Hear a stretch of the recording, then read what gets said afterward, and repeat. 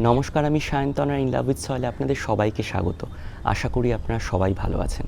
আজ রথযাত্রা, আর রথযাত্রা মানেই নতুন গাছ বসানোর দিন।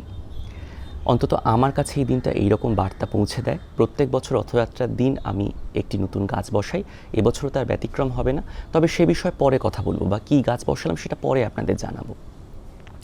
কিন্তু আমার কাছে রথযাত্রার দিনের যে তাৎপর্য, সেইটা নিয়ে আজ একটু কথা বলতে চাই। আশা করছি আপনারা খুব ইন্টারেস্টেড হবেন এবং আপনাদের ভালো লাগবে। এটা আমি আমার মতো করে ভেবেছি।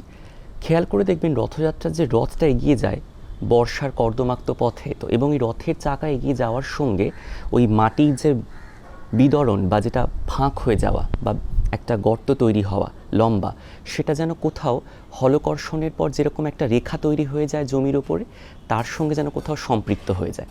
এবং পাশাপাশি একটা জিনিস খেয়াল করবেন, জগন্নাথের সঙ্গে চলেছেন বলরাম, যিনি হলকর্ষণের দেবতা, যার লাঞ্ছন হচ্ছে হল অর্থাৎ লাঙল।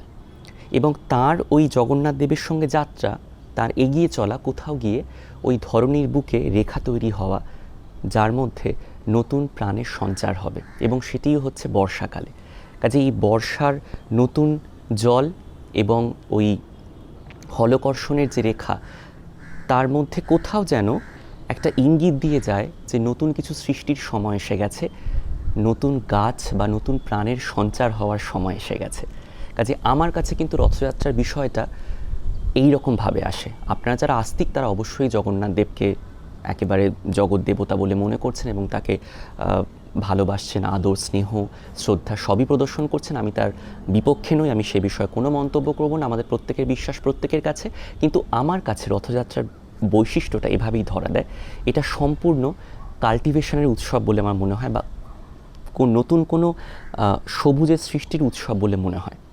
তো আমি দিনটাকে এভাবেই দেখতে চাই এবং এভাবেই উদযাপন করি।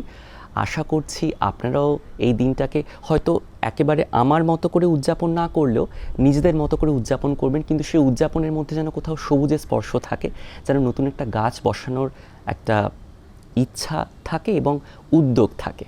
অবশ্যই আজকে একটা নতুন গাছ বসান, অন্তত নতুন গাছ একটা কিনে আনুন না। হয়তো আজকে আপনি বসাতে পারলেন না সময়ের অভাবে, কিন্তু যদি একটা নতুন গাছ কিনেও আনেন, তাহলে আপনি নিজেকে বলতে পারবেন যে আজ রথযাত্রার দিন আপনি একটি নতুন গাছ কিনেছিলেন। কাজে আজকের দিনটা অবশ্যই ঘরে বসে থাকবেন না প্লিজ, সবুজের সঙ্গে নিজেকে সংযুক্ত করুন এবং সবুজের সঙ্গে সংযুক্ত করে এই প্রকৃতির একটা অঙ্গ হয়ে উঠুন। এইটুকুই আপনাদের কাছে বলার ছিল, আপনাদের কাছে এইটুকু বার্তা পৌঁছে দেওয়ার ছিল।